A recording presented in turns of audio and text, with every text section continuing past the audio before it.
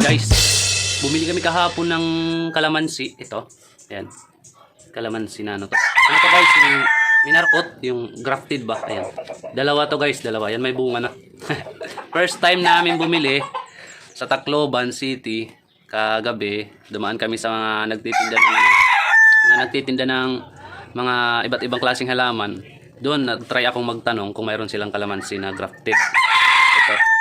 Yung tawag naman ito sa kanila, yung iba ay grafted, yung iba markot. Ito guys, ipapakita ko sa inyo guys ang aming binili. Bali nabili namin to yung isa, tag 150 yung isa. Ayan guys, papakita ko sa inyo. Ito siya guys, ito, ayan. Ito yung kanyang mga bunga, ayan. Ayan yung kanyang puno. Ito yung kanyang ano. Yan, may ugat na siya. May ugat na siya guys. Doon natin to itatanim doon. Yan, doon. O, pwede rin doon. Saan lang yung maganda. Ayan.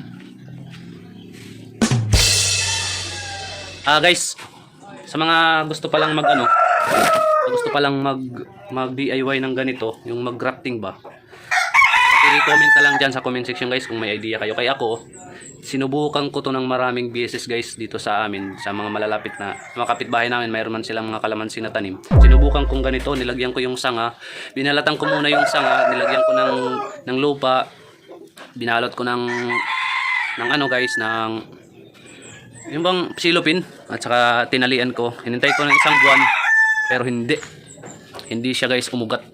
Wala. Sinubukan ko ulit doon sa ibang ano naman, sa ibang mga kalamansi naman, ganun pa rin, hindi rin. So ito, na-amaze lang ako nito guys, kay nagagawa man nila. Pero hindi lang natin alam yung kanilang idea. Sana mahanap natin yung gumagawa mismo nito. Tatanungin natin siya nagtitinda ng kalamansi. Saan ba yung... Kasi sinusuplayan lang daw sila eh. Hindi lang sila yung gumagawa. Tatanungin natin guys.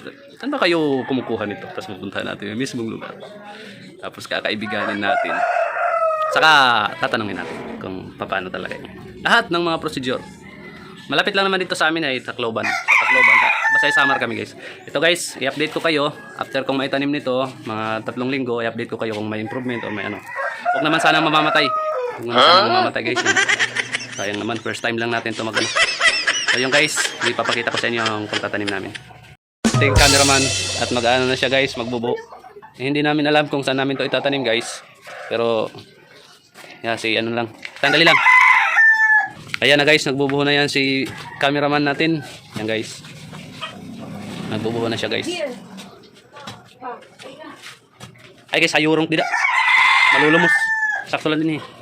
Yan guys. Ito guys, yung kanyang silopin, hindi na natin ito tatanggalin. Kaya lang, yung ugat baka hindi makalabas. Ano na lang natin guys, kutsilyohin ng bubutas-butasin natin yung kutsilyo. Yan guys. Yan guys, hindi na lang natin tatanggalin yung silopin guys. Ano. Yan, ganyan lang natin. Ingatan natin guys yung gamot.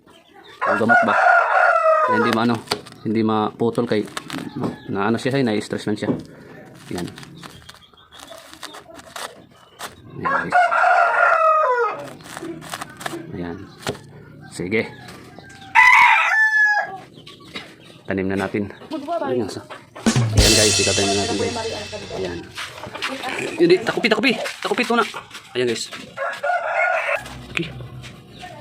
Ayan guys.